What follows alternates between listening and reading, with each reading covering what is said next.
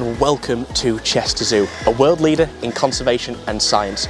Today we're going to be taking a tour around their many different aviaries and bird enclosures to see what species live in them, and we're even going to get a special behind the scenes access tour to the conservation breeding unit, which houses some of the rarest and most endangered species that call the zoo home. We're also going to meet some of the team which will tell us the stories behind these species.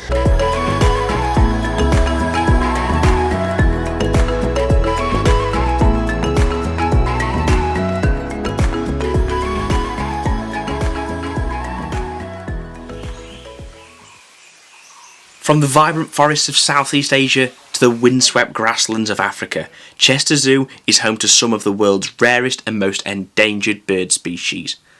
Behind every feather, there's a story of survival, science, and hope. Today, we're going to explore how the zoo plays a vital role in protecting these birds through captive breeding, education, and international conservation partnerships. Oh hi, I'm Andrew Owen and I'm the head of the bird department at Chester Zoo. We've got about 150 species of birds at Chester, about 1,500 individual birds, a wide range of species, many species of parrots, many passerines. We specialise in passerines to some extent, lots of endangered species such as Sumatran laughing thrush, barley minor of course, which a lot of people are familiar with, which zoos have been working with for decades. But that's a really nice positive species where we're seeing an upturn. That species was extinct in the wild in the year 2000, where through some of the work that we've been doing with collaborating with partners out there, there's a population of close to 600 individuals now, which is really nice. But we have a whole variety of species. We've got an area of the zoo, a new area that's called the Heart of Africa, which is opened this spring. We've got some lovely birds there. We've got a flock of greater flamingos.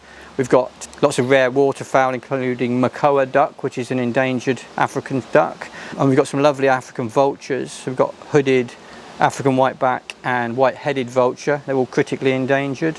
We work with a lot of rare galliforms, lots of pheasant species that we work with. And we've got Malay crestless fireback, Malay peacock pheasants, Palawan peacock pheasants, all sorts of wonderful species.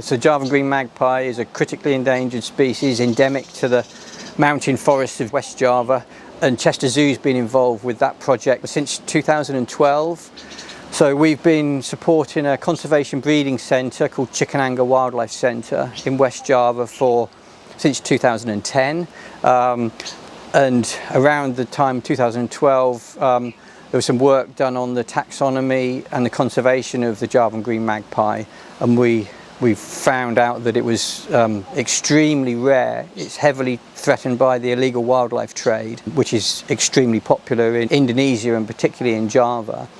And the Javan green magpie was falling victim to that.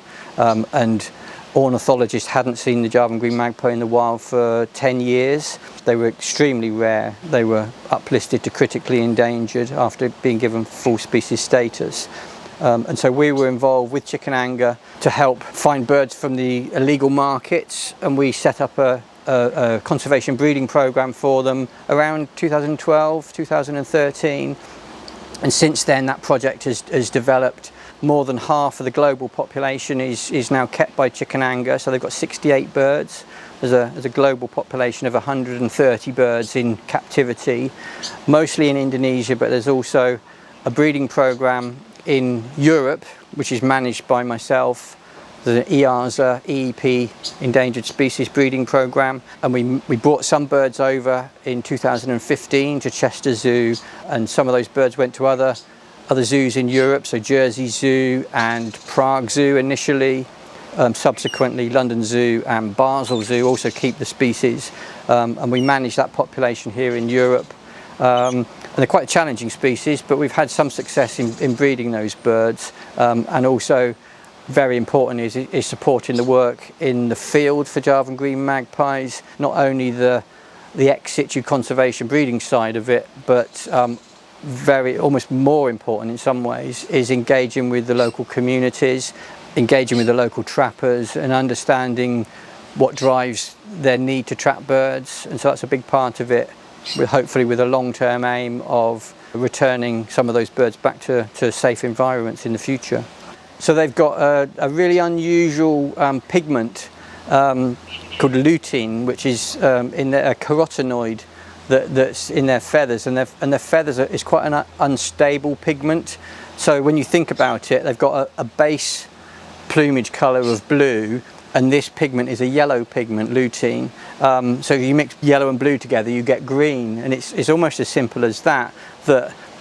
If they don't receive a diet that's rich in invertebrates and things that have eaten this pigment, it's like a plant-based pigment. Also, it's very unstable and they fade in the sun. So naturally, Javan green magpies and other green magpies, they live in the dense, dark, damp rainforest, which is lots of shade.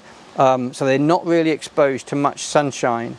And so if they don't receive this pigment, or if they're exposed to lots of direct sunshine, they can fade to blue. So it's quite a sort of a fragile pigment. And this year in the UK and parts of Europe, it's been very, very hot and very sunny. And so ourselves at Chester and some of the other collections have found that their Javan green magpies have faded to blue, which is quite interesting. They still look rather beautiful, but not quite as beautiful as the lovely green birds that we know and love. We fledged 2 chicks a couple of weeks ago. We've got 5 pairs here at Chester, and we've had some success from some of those pairs, but unfortunately the only 2 that we've actually fledged this year are 2, but they're extremely important for the conservation breeding program. I'm hoping that they're males, and then we can send those to one of the other zoos in Europe that are just sitting on female birds at the moment, and then they'll hopefully play a really crucial part in the conservation breeding program with this super rare species.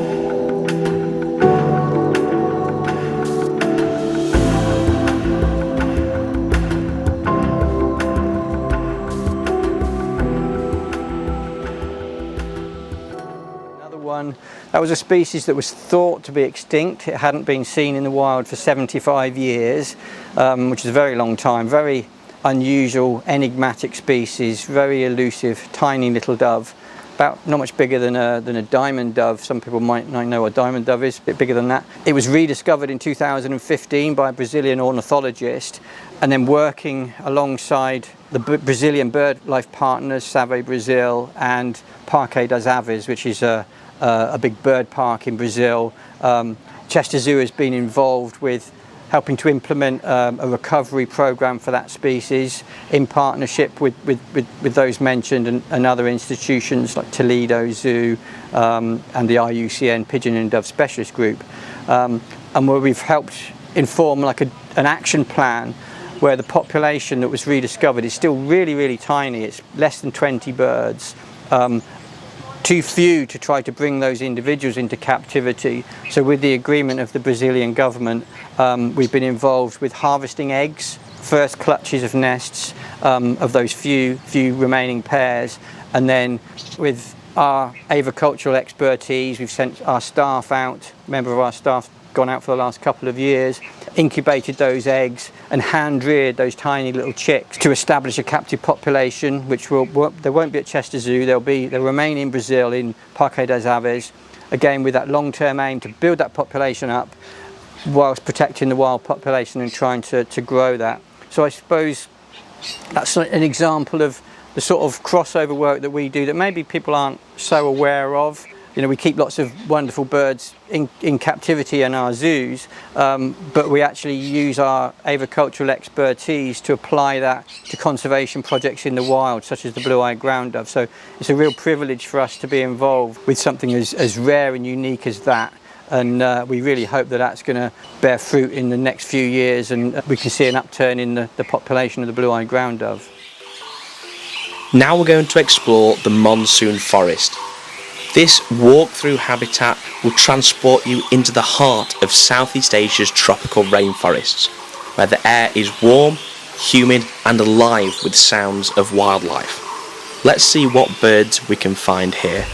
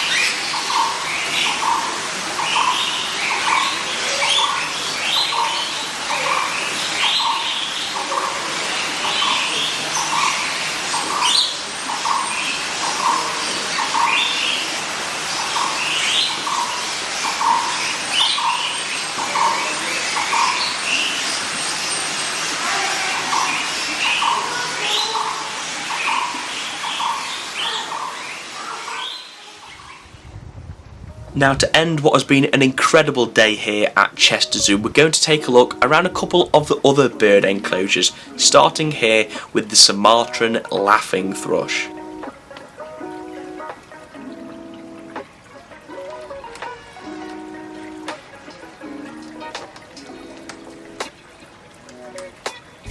Next up are these weird looking things.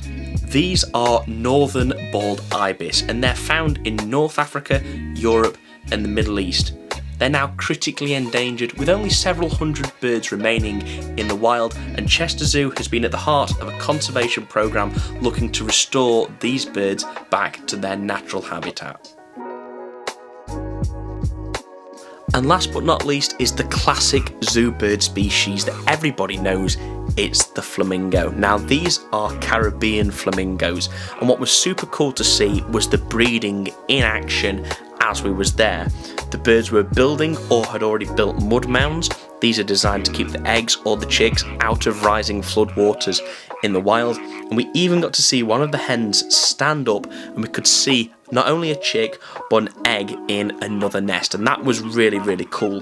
Flamingo eggs are really chalky to touch. They leave almost like a calcium dust residue on your hands, and this is specifically as an adaptation so that the chicks, when newly hatched, can eat the eggshell that starts off a really high calcium supply to develop big, strong bones. From the rare and critically endangered to the colourful and charismatic, Chester Zoo's bird collection is a celebration of diversity and a lifeline for species in need.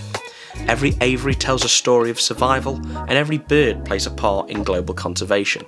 By visiting and supporting Chester Zoo, you're helping to protect these remarkable birds and the habitats they call home. Thank you for joining me today on what has been an amazing trip to Chester Zoo. A big thank you to Andrew and the rest of the bird team for having me. I've absolutely loved every minute of the visit, and I hope you have as well. If you'd like to see more from OC Aviary, do make sure to subscribe down below and see our other social media pages with Facebook, Instagram and TikTok. I'll see you in the next one. Take care.